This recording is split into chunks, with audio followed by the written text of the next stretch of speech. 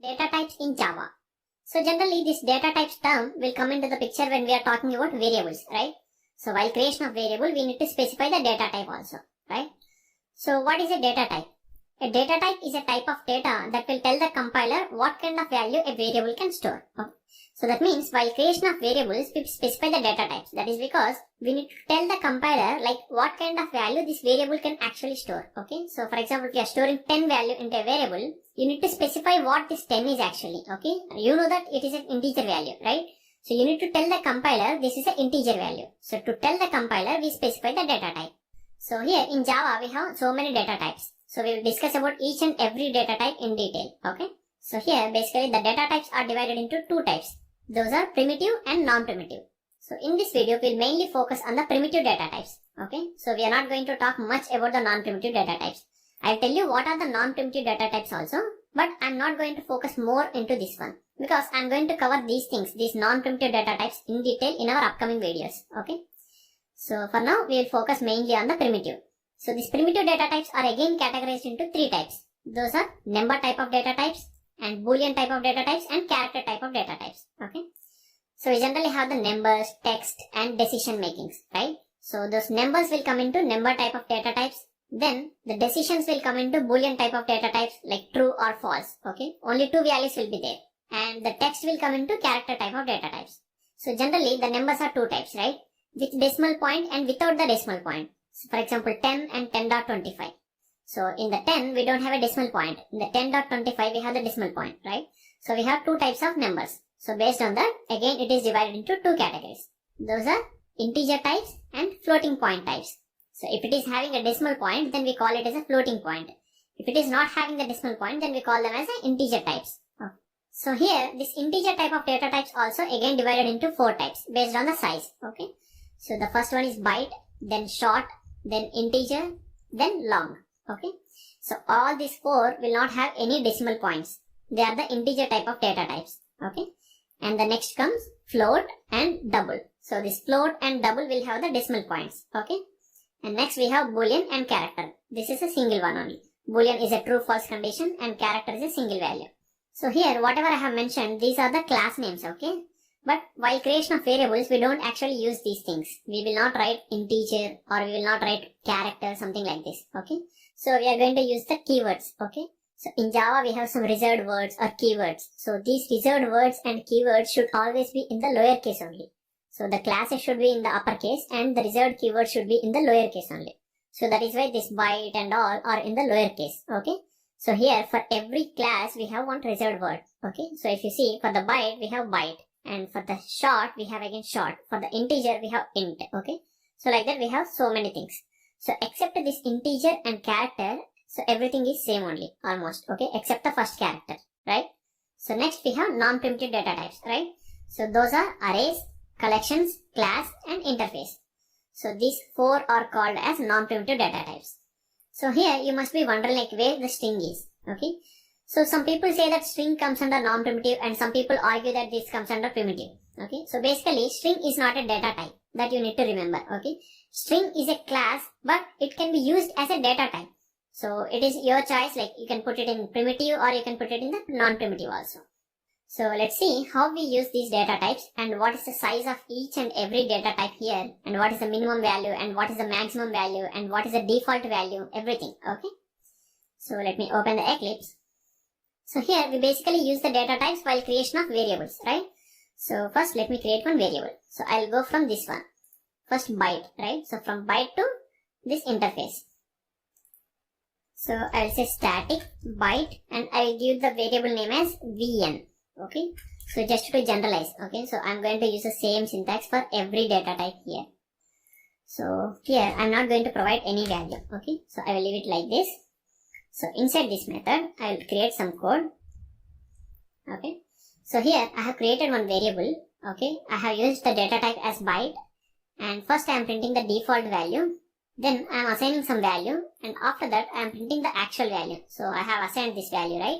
So this value should be printed. Then I am printing the size and minimum value and maximum value of this data type. Okay. So here let me run the program. So here in the right side we have the console. Okay. So in the console you can see the values. The default value is 0. So for all this integer type of data types, the default value is 0 only. Okay. For the floating point, it will be 0.0 because we need to have the decimal point, right? So here, the default value is 0. Then I am assigning 5 here. So it is printing 5, the actual value as. Then the size, okay, the size is 1 byte. So here I did not give any space. Okay. So the size is 1 byte. Okay. So that is why we call it as a byte. And the minimum value is minus 128 and maximum is 127. So what is the meaning of this minimum and maximum? So below this value you cannot provide, and above this value also you cannot provide it to a byte. Okay. So for example, if I try to give 128, so 127 is the maximum, right? So I give 127, I am not getting any error, right? So if I give 128, you can see it is showing some kind of error, right? So that is why we need to always stick to this range. Okay. So that is the range actually. So in the negative values also, minus 128 it will allow. Okay. But if you use minus 129, it will throw you the error. Okay. So that is how we use the byte. So you can use the same program for printing all the rest of these things also. Okay. So let me just show you with integer randomly. Okay. And here I need to change this class name integer. So let me copy this. So let me just print this. So here you can see the console. Let me just drag this console. So here the default value is 0 and actual value is minus 128. Okay, so this is what I have assigned. And size is 4 bytes. Okay, and minimum value is this one and maximum value is this one. So here you can get to know the sizes for each and everything. Okay, you can execute with same program. So I am not executing for all these things. Okay, so let me show you float and double also. So for the time being, I am not executing, but you can practice. So float is a floating type of data type, right? So that means it will have the decimal points. So here, if I provide 5, 6, so it should accept, but it is throwing some kind of error, right? Why? Because for float, you need to use the character F here.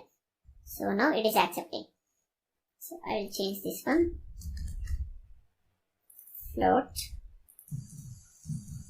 Okay, so let me just execute this. So here you can see, first the default value is 0.0. That means it is having one decimal, right?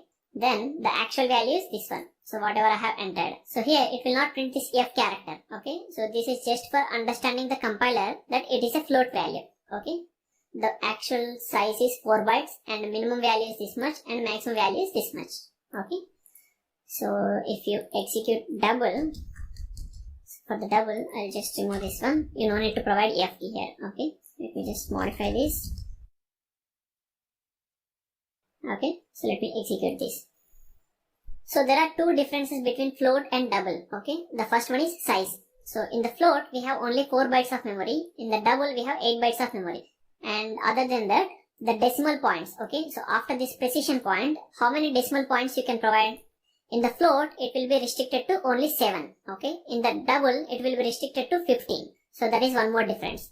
So here, if you just see, so I am giving more than 7 here, right? So I am using the double. So if I execute this, so I am getting complete data here, right? This is less than 15 and above 7, right? So that is why it is accepting. But if I just change this one to float, and I need to provide F here. Okay, so now if I execute, now you can see I lost some data here, right?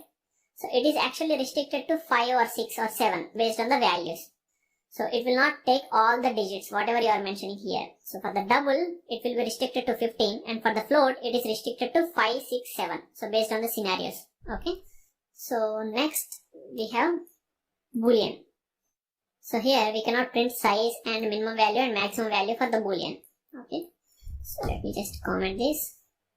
So now let me just run this. Here you can see the default value for a Boolean is false and here I have assigned true, so it is printing true in the next line. Okay, so next we have character. So character will store 2 bits. So here if I change this one to char, so you need to specify in the single quotes or you can provide the ASCII code also here. So I'm just providing like this. So let me just run this. So here you can see the default value, it is not providing anything. But here, if you just put the cursor, it is printing some empty character, right? So the default value for a character is a empty character. And here I have assigned A, so it is printing A in the next line. So that is about primitive data types, guys. So here we have again non-primitive data types. So these non-primitive data types I am not going to talk about now. Okay. So we will look into these non-primitive data types in our upcoming videos. So these are the sizes. Okay. So the main difference between these all integer types is only the size. So between this byte, short, integer and long, only the size is different. So here it is 1 byte, here it is 2, 4, 8. So between float and double, we have two differences. One is size and the other one is after the precision point, how many decimal points you can provide. So that is one more difference. And here the boolean is taking 1 bit of data and character is taking 2 bytes of data. Okay. So that is for this video, guys. If you have any doubts or if you are facing any issues while programming, you can just comment in the comment section below. Thank you for watching. Bye bye.